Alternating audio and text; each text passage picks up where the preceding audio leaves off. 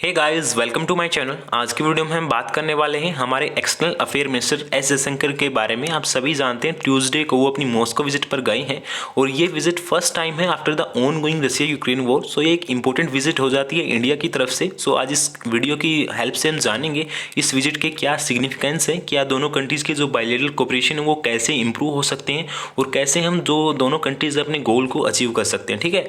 सो आज जो हमारे external affair minister S Jaishankar साहब वो ट्यूसडे को अपनी फर्स्ट टाइम मॉस्को विजिट पर गए हैं after the ongoing Russia Ukraine war. So ये एक इंपॉर्टेंट विजिट हो जाती है इंडिया की तरफ से, जिससे आप समझ पाएंगे कि दोनों कंट्रीज़ की जो ट्रेड और इंडस्ट्री है उसको ग्रोथ मिलेगी बेसिकली, और फोकस किया जाएगा for the improving bilateral economic cooperation. ठीक है।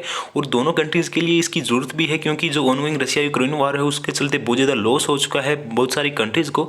सो इंडिया इसके लिए एक मीडिएटर भी आप बोल सकते हैं कि दोनों कंट्रीज़ का जो वॉर चल रहा है रशिया और यूक्रेन का, उसको एक मीडिएटर के रूप में सुलह कर पाए with the help of democracy.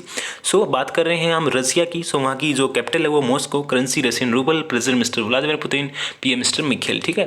वो इस विजिट के बहुत ज़्यादा मायने आप समझ पाएंगे क्योंकि जो दोनों कंट्रीज़ हैं इंडिया और रशिया के बीच जो ट्रेड है, इन्वेस्टमेंट है, ट्रांसपोर्ट है, लॉजिस्टिक्स है, उसको एक एडवांस लेवल पर ग्रोथ मिलेगी और जो हमारी दोनों कंट्रीज़ की म्यूचुअल सेटलमेंट्स है उनको हम इंक्रीज़ कर पाएंगे। ठीक है। और आप सभी जानते हैं आज की जियोपॉलिटिक्स में इंडिया और रशिया इंपॉर्टेंट अलाइज हैं और ये होना भी चाहिए क्योंकि जो वेस्टर्न कंट्रीज़ है उन्होंने भी आप रिसेंट में देख पाएंगे इंडिया के ऊपर प्रेशर बनाया था यूएनएससी में कि वो रशिया के खिलाफ वोट करे, लेकिन अपनी जो हमारी फॉरेन पॉलिसी है उसके चलते हमें कभी भी हम किसी भी कंट्रीज़ के दबाव में आकर किसी के खिलाफ हम वोट नहीं करेंगे। बेसिकली रशिया के खिलाफ तो हम कभी नहीं करेंगे।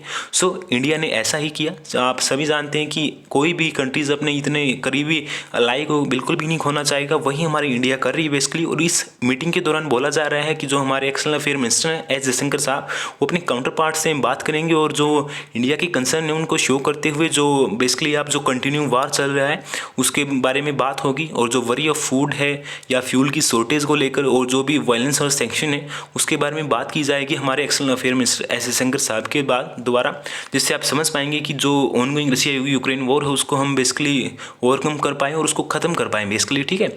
और ये स्पेकुलेशन आप मीडिया में देख सकते हैं कि जो इंडिया है वो एक मीडिएटर के रूप में साबित हो सकता है दोनों कंट्रीज़ की वॉर के बीच, क्योंकि रशिया यूक्रेन वॉर को बहुत ज़्यादा टाइम बीत चुका है और हमारा यही पॉइंट ऑफ व्यू है कि जो डायलॉग और डिप्लोमेसी की हेल्प से दोनों कंट्रीज़ को आपस में सुलह करनी चाहिए और जो भी वार लाइक कंडीशन है उसको ख़त्म करके जो पब्लिक में लॉसेज हुए हैं उसको आप फुलफिल कर पाएँ और एक स्टेबल कंडीशन ला पाएँ। ठीक है। ये है इंडिया का पॉइंट ऑफ व्यू। सो आज की वीडियो में इतना ही। आप इस शॉर्ट एनालिसिस से आप समझ पाए होंगे। जाने से पहले आपके लिए क्वेश्चन है, how many number of time join in Russia vast territory. ठीक है। आपके सामने 4 ऑप्शन है, आप अपना आंसर कमेंट बॉक्स में कमेंट कर सकते हैं। ठीक है। सो आज के लिए इतना ही। If you like this analysis please don't forget like share and subscribe my channel. Have a nice day and thank you.